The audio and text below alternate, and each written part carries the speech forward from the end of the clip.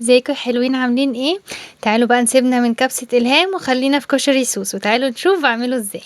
اول حاجة بحمر الشعرية وبحط الرز الكمية اللي احنا بنحبها وببتدي املحه عادي جدا. دي اول خطوة بنعملها، بيتعمل كله في حلة واحدة. يعني اسهل حاجة خالص. عندي بقى العدس كنت نقعاه، عدس بجبة، نقعته حوالي 3 ساعات لغاية ما القشرة تبتدي كأنها هتتشال من عليه كده عشان ما ياخدش وقت في التسوية.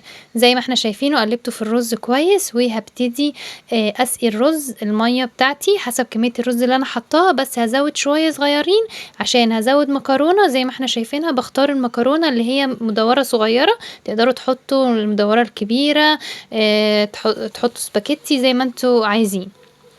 بنزود شوية مية ونزود شوية ملح عشان تسوية المكرونة وتسوية العدس والرز كله يبقى مظبوط. زي ما احنا شايفين بتبقى على الوش كده. هبتدي ان انا اسيبها تغلي وبعد كده اوطي عليه. قطعت بصل بقى بالشكل ده جوانح وحطيت عليه معلقة دقيق علشان يبقى كريسبي معايا. هسخن الزيت وابتدي احمره.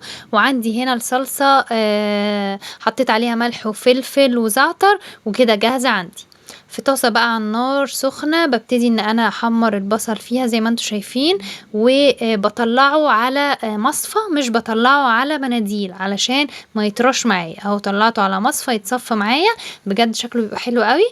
وبقى كده بقى كله جاهز ما عدا الدقة. بحب اعملها على البارد، مية وخل وملح وكمون وشطة وشوية توم، بس كده.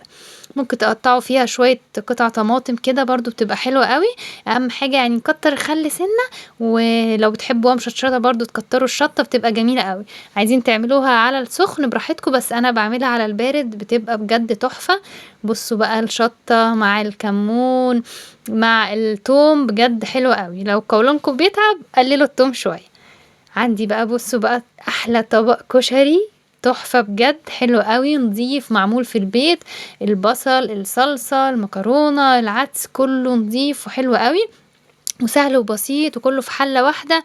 ما خدش معايا اي وقت خالص وبجد طعمه تحفة. بصوا البصل ذهبي جميل ازاي، كان حلو قوي. يا ريت تجربوا الطريقة دي هتعجبكم. وده كان فيديو النهاردة، اشوفكم في فيديو جديد على خير ان شاء الله. باي باي.